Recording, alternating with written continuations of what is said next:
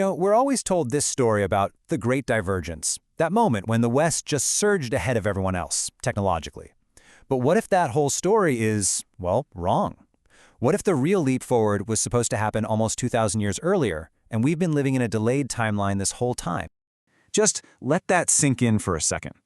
Forget steam engines in the 1700s.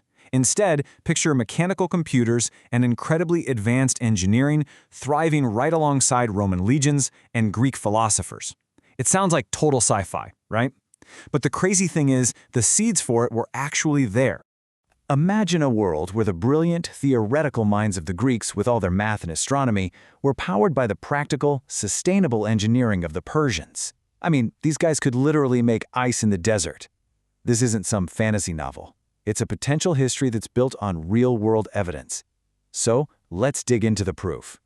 Yeah, the proof of this incredible lost potential isn't just some dusty theory. It's a real artifact, a piece of technology so advanced that it literally vanished from human knowledge for centuries.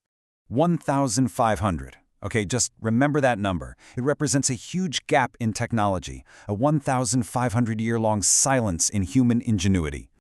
That's right. The Antikythera mechanism, an ancient Greek gadget for calculating astronomical positions, was so complex that it took humanity another 1,500 years to build anything even close to it. This wasn't just a simple tool, it was a sophisticated mechanical computer. They had the hardware for a revolution.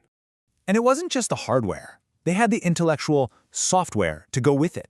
The historian Lucio Russo has laid out compelling evidence that Hellenistic scientists were using formal scientific methods, combining theory with experiments, that were shockingly modern.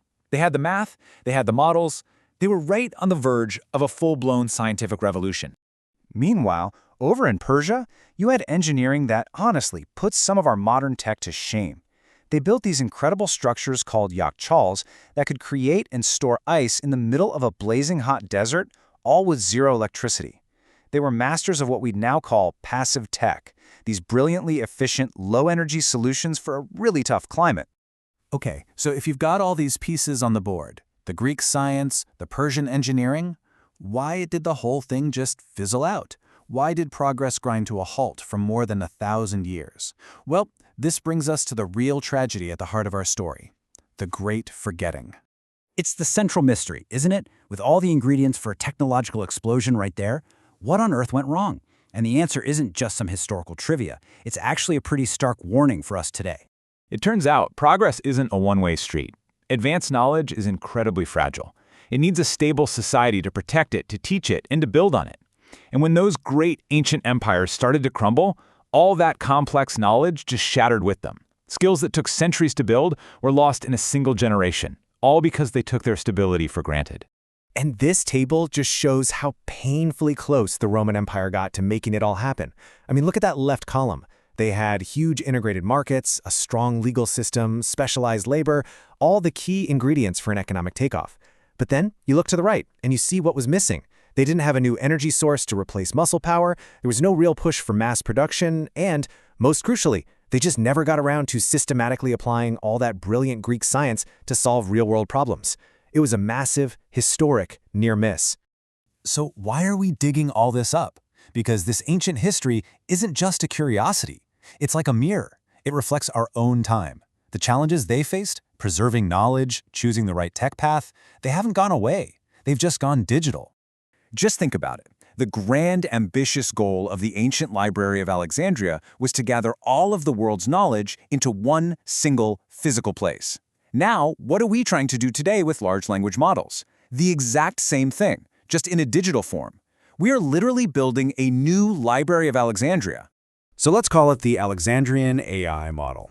It's our generation's attempt to build that ultimate library of knowledge. But here's the catch. Just like the original, it's incredibly fragile.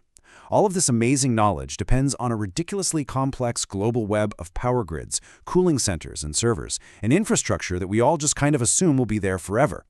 And look at how we solve problems today. The Persians use these brilliant, low-energy, passive designs to stay cool and get water. What do? We use power-hungry air conditioners and energy-guzzling pumps. They chose elegant efficiency. We've chosen brute force. And that choice has huge consequences for our future. So, How do we avoid repeating the same catastrophic mistake? Well, we can actually learn from this ancient near miss. History doesn't just give us a warning, it also gives us a blueprint for how to build a more resilient future and avoid our own great forgetting. Okay, so this blueprint has 3 key parts. First, we need to store our most vital scientific knowledge in resilient, physical archives, not just on servers that can be wiped out in an instant. Second, we need to incentivize low-energy innovation. We should be pouring money into R&D for passive technologies like the Persians had that work with nature, not against it. And third, we need to fund tech archaeology, teams of engineers and historians who can rediscover and adapt these lost ancient solutions for the modern world. And this really is the ultimate takeaway here.